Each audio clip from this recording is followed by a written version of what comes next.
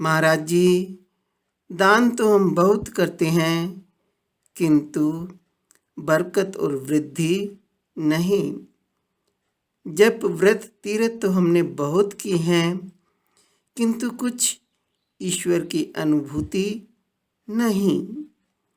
ब्राह्मण सेवा, साधु सेवा, गुरु सेवा तो हम बहुत करते हैं, किंतु जीवन में सफलता नहीं। रामायण, गीता आदि का पाठ तो हम बहुत करवाते हैं, किंतु चित्त में शांति नहीं। भागवत सप्ताह आदि तो हमने करवाए हैं, किंतु मनोरथ की सिद्धि होती नहीं। दूसरों की भलाई तो हम खूब चाहते हैं, करते भी हैं, किंतु हमें मिलती है बुराई। समाज कल्याण के कार्य तो बहुत करते हैं, किंतु यश की प्राप्ति होती नहीं। ऐसा बहुत से व्यक्ति कहते सुने जाते हैं संतों से।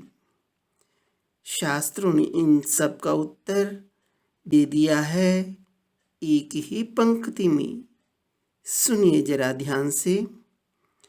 विशुद्ध चित्त, शुद्ध धन, प्रशस्त काल, विधि, योग्य पात्र, परम भक्ति, ये सब मनुष्य को दान, श्राद्ध, यज्ञ, तप आदि पुण्य कर्मों का इच्छित फल देते हैं।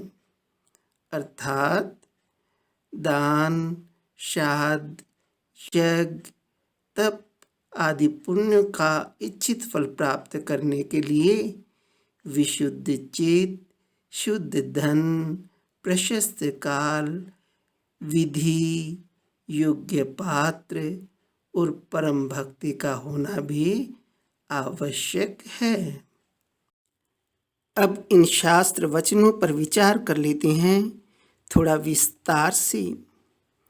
दान तो किया, किंतु बेईमानी द्वारा कमाए गए धन का दान किया, अथवा कुपात्र को ही दान कर दिया। व्रत एवं तीर्थ यात्रा तो की, किंतु व्रत तथा तीर्थ यात्रा की विधि का पालन नहीं किया।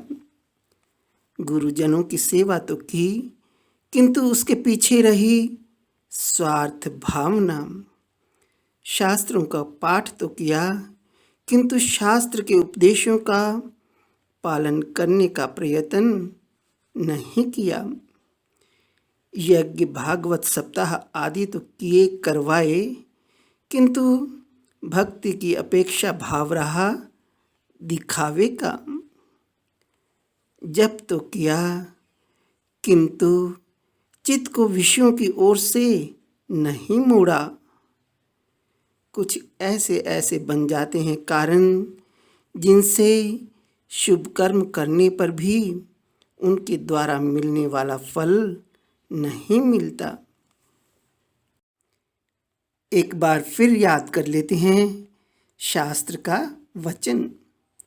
मनुष्य को दान, श्राद्ध, यज्ञ, तप आदि पुण्य कर्मों का इच्छित फल प्राप्त करने में विशुद्ध चित्त, शुद्ध धन, प्रशस्त काल, विधि, योग्य पात्र तथा परम भक्ति की अपेक्षा रहती ही है।